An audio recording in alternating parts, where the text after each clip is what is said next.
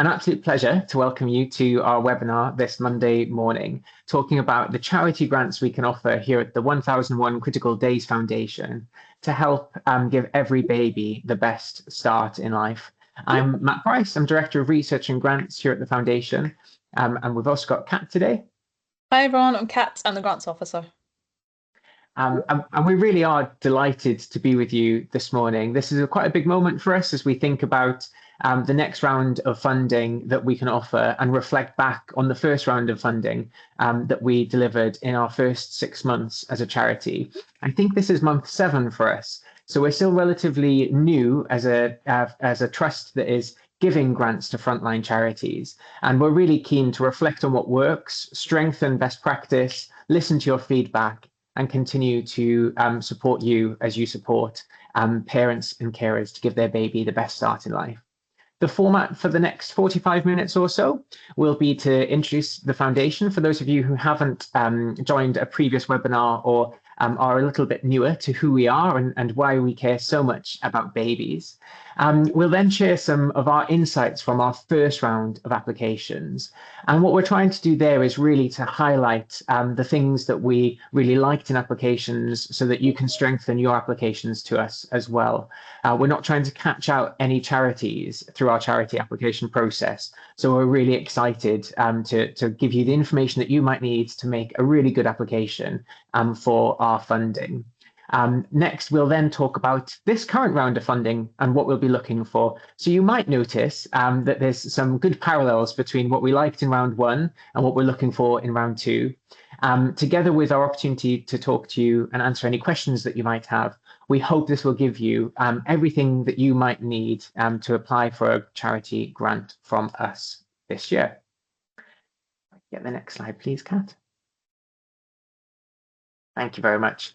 So a little bit to begin with about why we care quite so much about babies.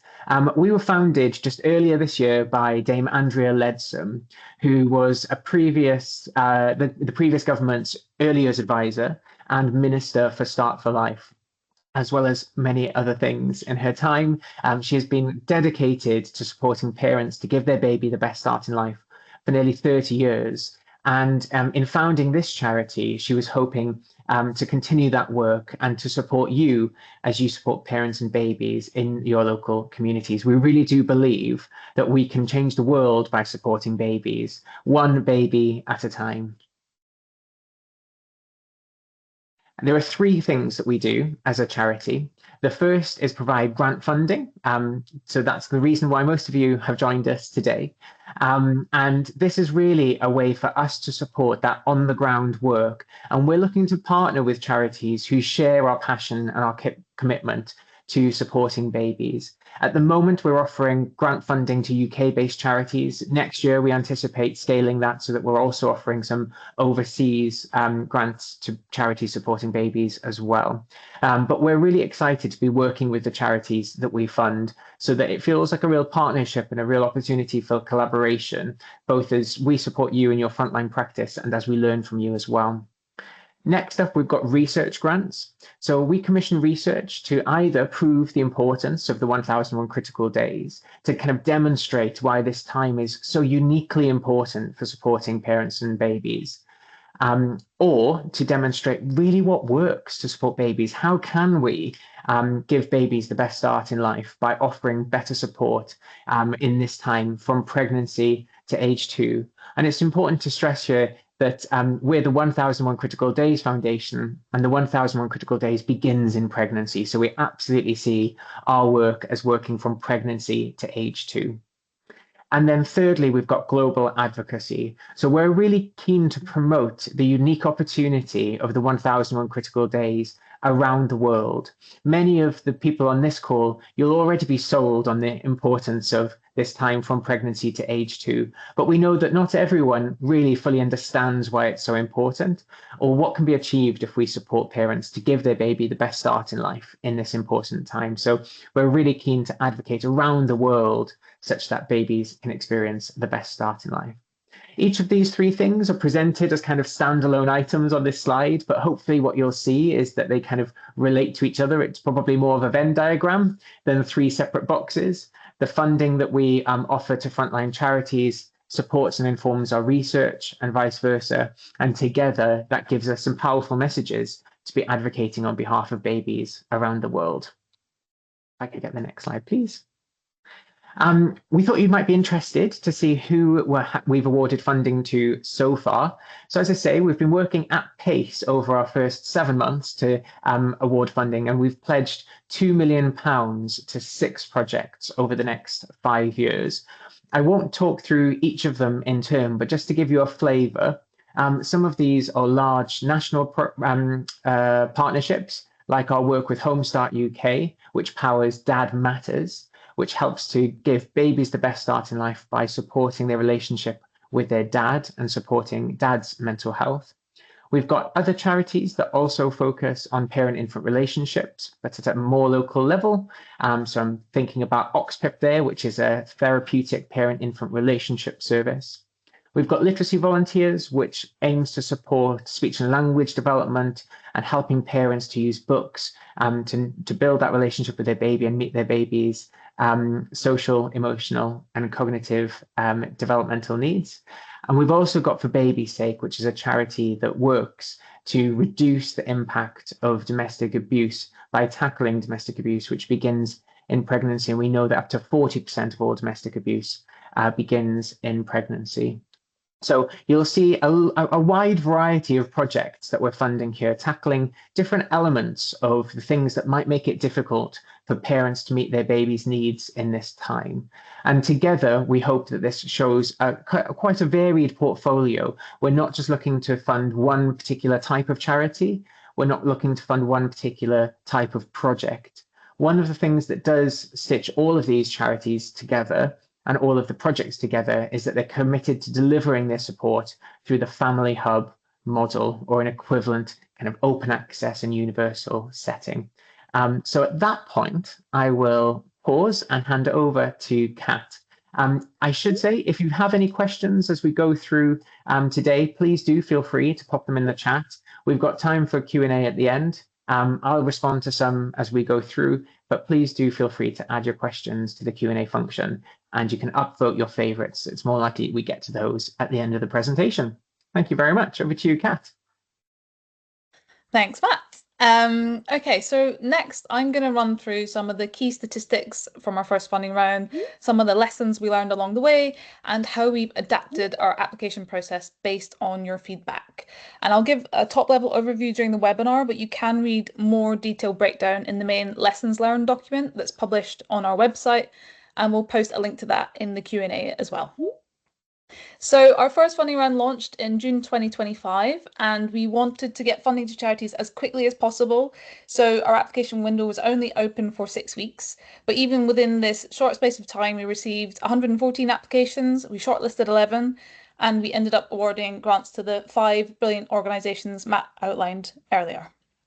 I think probably one of the most interesting things to everyone on the call today is that the average grant size was £200,000 over 3.8 years, and this equates to an average grant size of just over 52k per year. So that might be something to bear in mind when putting your application together.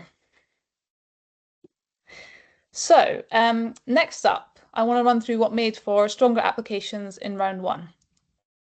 And when analysing why we shortlisted applications, it became clear that there were 7 areas or building blocks that made for really strong applications.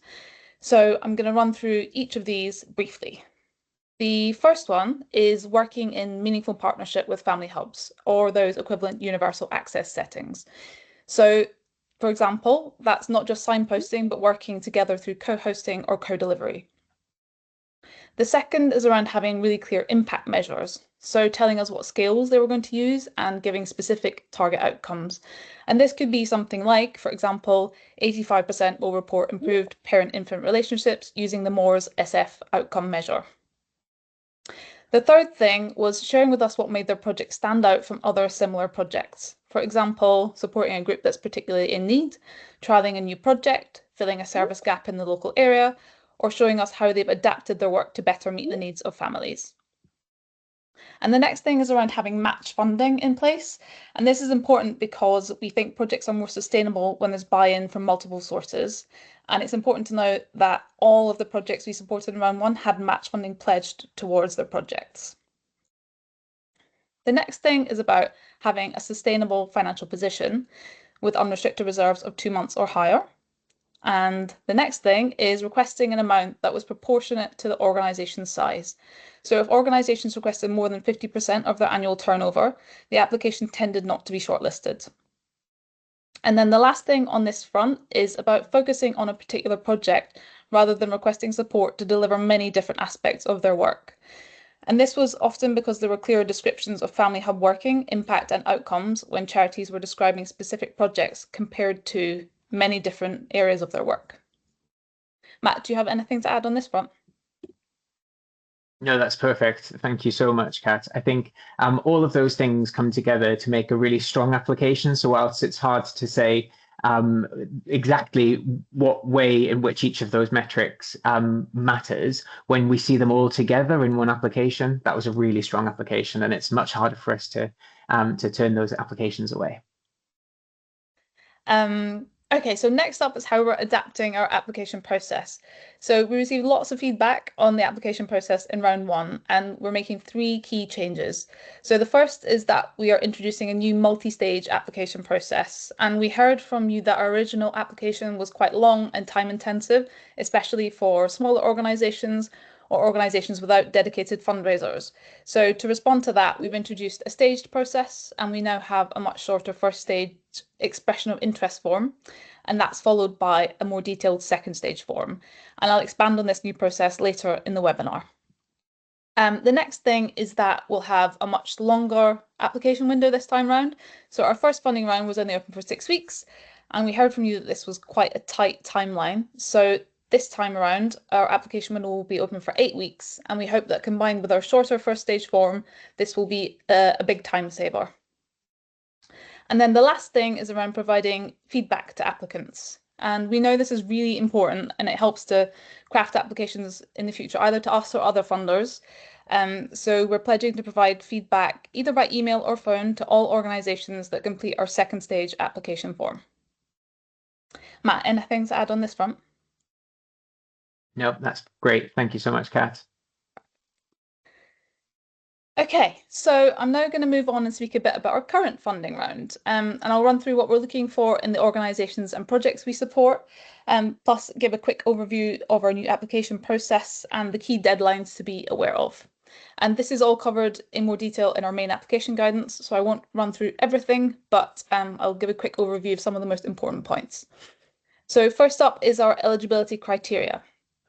So in order to apply, you must be a UK registered charity, and we can't accept applications from other forms of organisations, for example, CICs. We also can't fund any work being delivered by CICs.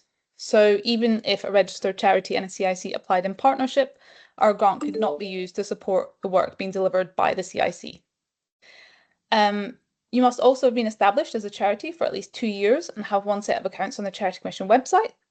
And we also can't fund capital projects or individuals. And we can't fund events or conferences as standalone projects, though we could support them as a smaller part of a wider project.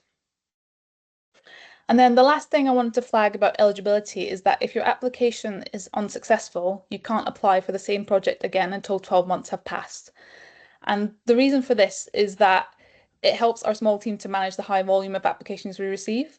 And we've been asked how different a project needs to be before you can apply again before those 12 months have passed. And this is quite tricky to define, but it would have to be meaningfully different. So for example, the same project and activities in a new location or with a slightly different age range would not be considered different enough. And then next up is what we're looking for in the projects we fund. And as Matt mentioned, there probably won't be any surprises on this slide or next slide based on the lessons learned from round one, but here are some of the key things that we're going to be looking for. The first is direct work with babies during the 1001 critical days from pregnancy to the age of 2. And this could be with parents or carers as well, but you need to clearly show in your application how this work would directly impact babies. The next thing is work taking place in family hub style settings.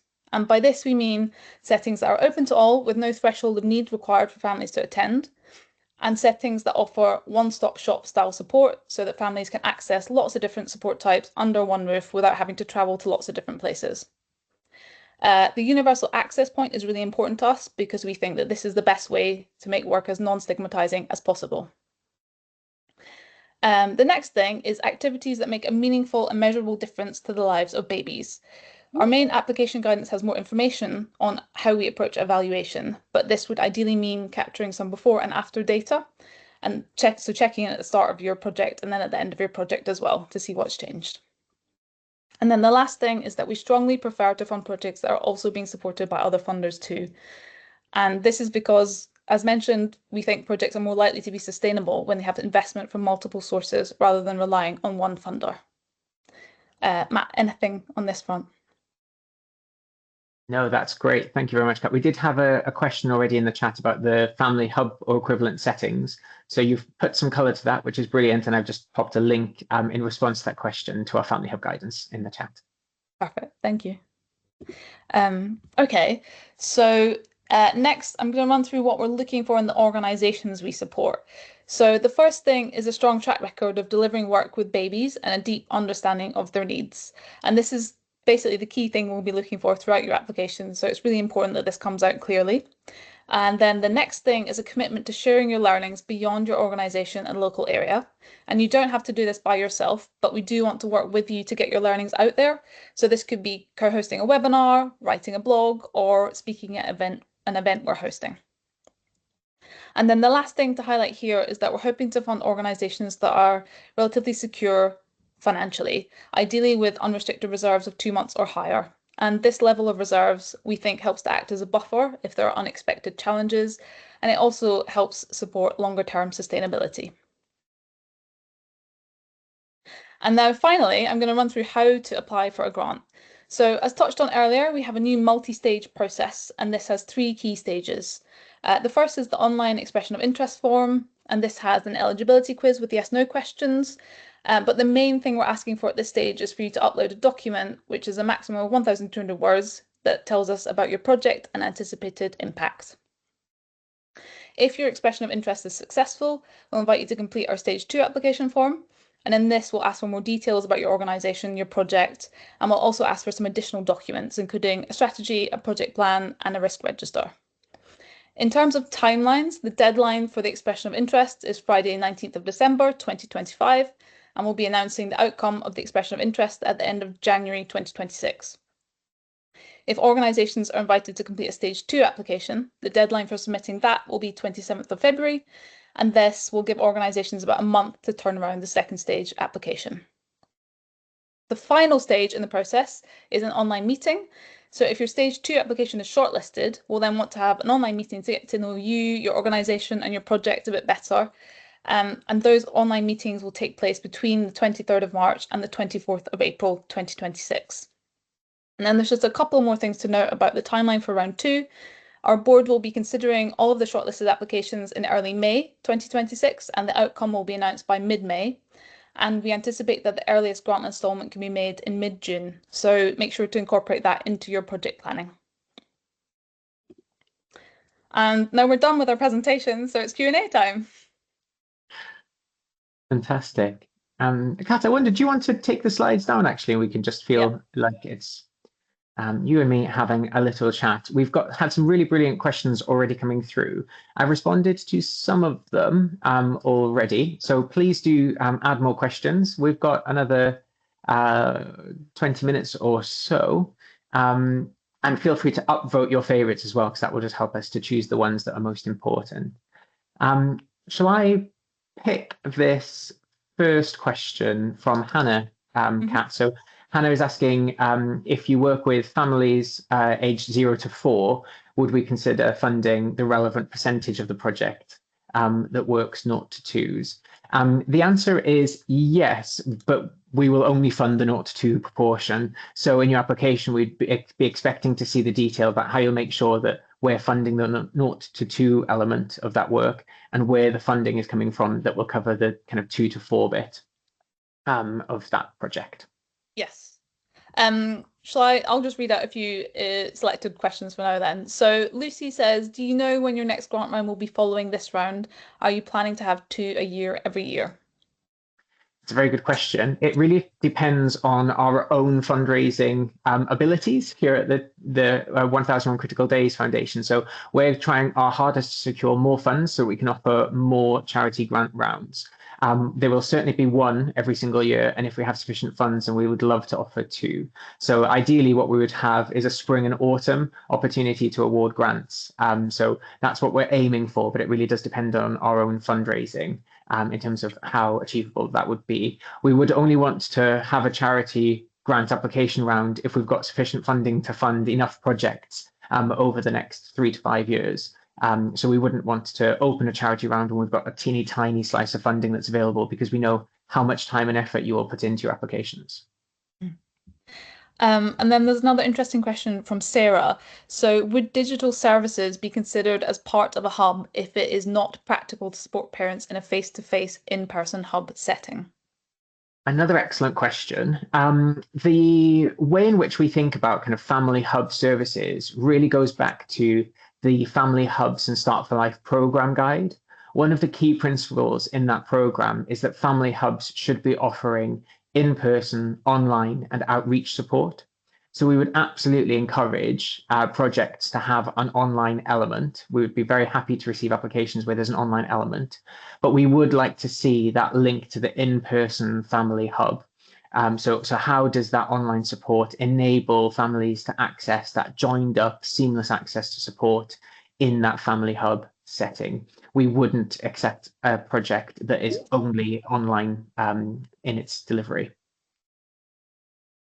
And then another interesting one from Grace. So, does the service have to be universal? Families can refer themselves to our project and professionals can refer, but people can't just walk into our group. Yes, we would accept projects where there is a referral into the project. But again, we would want there to be some really strong evidence about how your project is embedded within that universal setting. So if your project needed to be, if families needed to be referred into your project and it was delivered somewhere separate to a family hub, then we would wonder about the extent to which that enables that universal non-stigmatizing access to support. But if your service is fully embedded within a family hub model, so it's universal, so the setting is universal, but your project requires a referral, we would accept that sort of project. Kat, does that make sense? Yes, I think so. Okay, fab. Someone will tell us in the Yes. comments if not. If it doesn't, add another question and we'll try Yeah. again. Um, so Susan has asked, you mentioned that strong applications might focus on a particular group as part of a distinctive approach. Could you clarify how that aligns with the emphasis on universal open access family hub settings? Hmm. Yes. Should we give us a very specific example, Kat? Hmm. So if we think about the OXPIP application, just as a specific example, specifically for parents who are needing extra support in terms of their parent-infant relationship. They need a referral to get into that service. It's for a particular cohort of people, but that service is embedded within a family hub that has lots of other support systems around it. So families can go into the family hub and whether they need parenting support or kind of a warm and welcoming cup of tea, they get that access to that support in that family hub. And then if the practitioner has noticed that they're struggling in their relationship with their baby, then they can make a referral into OXPIP, which is based within that same setting. So it reduces the likelihood of families needing to kind of bounce around from different services. So whether it's about parent-infant relationships, whether it's for young parents, whether it's for dads, whether it's from parents from particular ethnic groups, whatever that project might be, as long as it's embedded within that kind of open access universal support, that's how we think that we reduce the stigma of accessing support through family hubs. Yeah. I should say it doesn't. Your project doesn't have to be for a particular group, though. It could just be, I don't know, antenatal education. Full stop. That would count. It doesn't have to be antenatal education for a particular group. I think the point that we were trying to make is that if you were trying to ask for funding for antenatal education and postnatal parent-infant relationship support and infant feeding support and all of the other types of support and trying to wrap it into one project application, it often felt hard for us to see the wood for the trees in those sorts of applications. So I think the point that Kat was trying to make is kind of a streamlined application for a particular project was often more impactful than where charities were asking for funding to deliver all of the many excellent strands of their work all together in one application. And then there's a question from Emily regarding the need to demonstrate direct work with babies and up to age 2. Does it need to be work with babies and up to age 2, or can it be only direct with babies in utero, i.e. pregnant women? Yes, we would absolutely fund projects that are exclusively delivered antelatally. That would be well within our criteria. Brilliant. And then I see that you've answered Kaz in the comment about the Homestart UK Yes, is it thing. worth me saying a word Yes, about that anyway? yes. So, So, sorry, go on. No, go on. so the question is whether we would fund local home starts, even though we've funded a national partnership with Home Start UK to power Dad Matters. And the answer is yes, we consider each of the charity grant applications we receive on its own merit. The only exception to that is that we wouldn't fund local home starts applying for a grant through this round of funding for where the grant is to deliver Dad Matters. And that's because we've got a proportion of funding that we're including as part of the national partnership with Home Start UK to scale and roll out Dad Matters.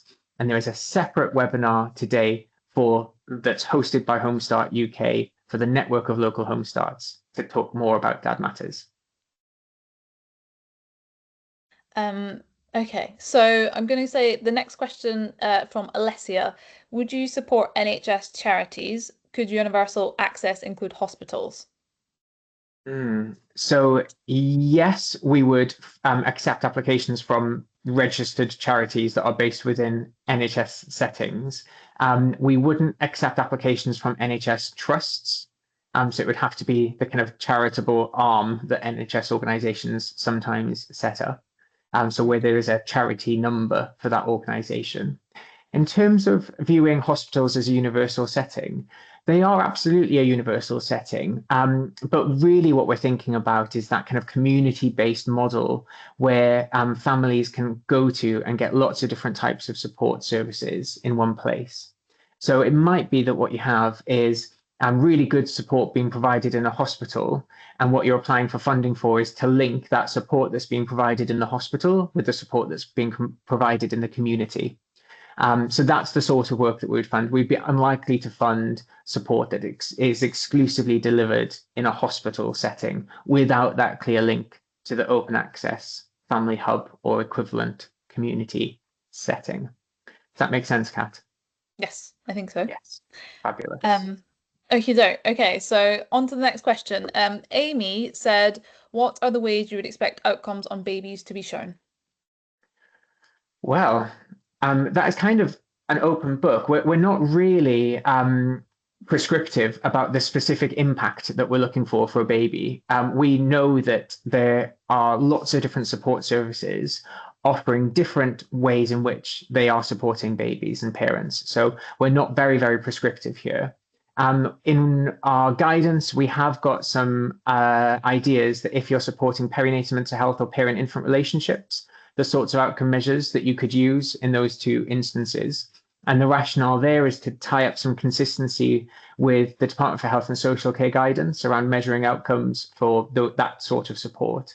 But beyond that, we don't have a very prescriptive set of guidances for each type of project that you might be delivering. The important thing would be for you to be as specific as possible for your particular project in the impact that you're likely to see. So saying all parents will feel more confident is less impactful as we're reading it than parents will report a 50% improvement in their confidence levels before and after intervention using X outcome measure. So that's the kind of difference that we're looking for, that kind of level of detail around outcomes. And one of the things I could potentially add about evaluation and outcomes while I'm talking about it is that we are seeking to appoint an evaluation partner. So this will be a research organization or institution that will come alongside us as we fund charity grants and support the evaluation of the work that you're delivering. So you will be supported by an independent evaluator in evaluating the impact. But what you will need to do is have some way of measuring what your local impact is. That makes sense, Kat? Yes, Fabulous. I think so. Um, and then I'm going to say the next question is from Jennifer. We work in Scotland where family hubs don't exist in the same way as in England. What would you consider to qualify as a hub in Scotland? I think this crosses over with Emily's question about that situation in Wales as well. Okay, fabulous. Well, first of all, I'm really pleased to see that we've got representatives from Scotland and Wales thinking about how this model works in the devolved nations. It is different, I recognise, and what we're not that fussy about the words. So it might be that your local community setting isn't called a family hub, and that's absolutely fine. It could be called anything at all. But the guidance that we've written has got some really detailed descriptions about the sorts of things we would expect to see in that sort of one-stop shop setting. I guess one of the litmus tests that you could use locally is does the family hub or equivalent setting join up services so that if a parent and a baby walks in, they would have a lot of options about the sorts of support that's available to them? Or can they only go on a Tuesday morning at 11:30 if they are a dad who's struggling with low mood? There's something about being open to everyone that we think reduces the stigma. And part of that might be that there are also statutory services involved. So it might be that health visitors come to the family hub, or midwives offer their appointments in the family hub. Perhaps birth registration is delivered in that setting as well. So these are the sorts of things that will give you a flavour of whether the family hub reduces the risk of stigma and encourages everyone to be able to access support through the family hub. And then the next question is from Agnes. Are you more likely to prioritize areas and topics in this next round that were not represented in the successful projects from the first round? No, no, we don't have any preconceived ideas about the topics of the projects that we would fund in this round. And hopefully, when you delve into our guidance, you'll see we've been as detailed as possible. You might even critique us for being too detailed. So if we did have any ideas about the sorts of topics we'd be looking to fund, we would absolutely have been explicit about that. We're really keen that you don't waste time writing an application that is very unlikely to be successful. So we're trying to be as detailed and as explicit as possible. So no, we have no preconceived ideas about specific topics at this point. Michelle has asked, hi, would you consider a project specifically where the child is suspected to have a disability or has been in NICU? Yes, absolutely. We have no exclusion criteria around that. What I would say about the experiences of babies on neonatal intensive care units would be, again, how does that link to community support? So we would be unlikely to fund a project exclusively within the NICU setting, but it might be that there's an interesting project that supports families upon discharge to be embedded within a family hub and access support that is right for them within that community setting. So yes, we'd be unlikely to exclusively fund in that hospital setting, but I could imagine a really nice bid for some work that kind of stitches that hospital setting into community settings. Is there anything that you'd add to that, Kat? No, I don't think so. Um, I'm just focused on like managing the questions and trying to make sure that we're getting through as many as possible without repeating ourselves. So Sally's asked, would a plan to get match funding be okay, or do we need to have this secured already? That's actually a really excellent question, because we are very aware that, at least in England, lots of local authorities are awaiting the specific funding envelope that they're going to have as part of the Best Start Family Hub strategy. So we're very aware that it's unlikely that lots of local authorities will be able to say what they can commit to in terms of match funding a particular project. For the expression of interest, it would be sufficient for you to explain the sorts of conversations that you're in with particular commissioners and what the local appetite for match funding seems to be. And we would then hope that by the time we go through the stage two grant applications, we would be able to get a little bit more detail about what that funding looks like and the extent to which it is likely to come through. I'm aware that that's a bit of a vague answer, but that's because I'm also aware it's a bit of a vague landscape. Hopefully, I don't know about you all on this call, but I'm keeping my fingers crossed for autumn statement and the autumn budget announcing some very specific figures around Best Start family hubs in England. I suspect that the same sort of question also applies in the devolved nations, where it might be hard for you to know before our initial expression of interest application window closes, how much match funding you might be able to get from local commissioners. So we hope that the expectation around match funding helps to be power to your elbow, to get a seat at that table, to have some conversations around local funding. And then if you can tell us about kind of the progress of those conversations, the level of appetite from local commissioners in the first stage of applications, then in the second stage, hopefully we'll be able to get a little bit more detail. I think just to expand on that, it doesn't have to be funding from local commissioners. So it could be funding from elsewhere as well, like other trusts and foundations, other donors of any kind. So yes, ideally there would be some on board from another donor of another kind, although local commissioners are tricky, as Matt outlined. Yeah, thank you very much, Kat. That's a really good point. That's right. So I think the next question is from Julian. If our project takes place in family hubs and other community venues, can we only apply for the parts delivered in the hubs? Oh, that's a really good question. Um, I'm trying to put myself in my mind when I'm reviewing applications. I think that if you're delivering that work in other settings, so it might be that you're kind of embedded within the kind of core family hub setting, but you also go and deliver a particular piece of work in a local library some of the time. I think we would be fine to accept that as an overall package. But again, we would just be wanting to make sure that you're really tied into that local family hub network of support so that it's not confusing to families about kind of what's available and where it's available and when. So we'd be wanting to see you as part of that wider kind of ecosystem, as it were, of support for babies and families. So that's a lot of words to say, yes, we can, but we'd be asking you to draw the links for us between the support that you're providing in other settings and that kind of core support that you're offering from a family hub setting. Yes. And I think next one is from Michelle. Would a project that involves ensuring staff in family hubs are trained in supporting parents when babies are transitioning into childcare be eligible? I think that the key principle here is that we're dedicated to improving outcomes for babies. So, what we would be hoping to see from the projects that we're funding is that impact on babies. The challenge with projects that are more about indirect work, exclusively focused on staff training, for example, is that it's hard for you to demonstrate in your application that that work will have a direct impact on babies. So I would say it's unlikely that a project that focuses on training exclusively would be successful. It might be that training is one part of a project to support babies and parents.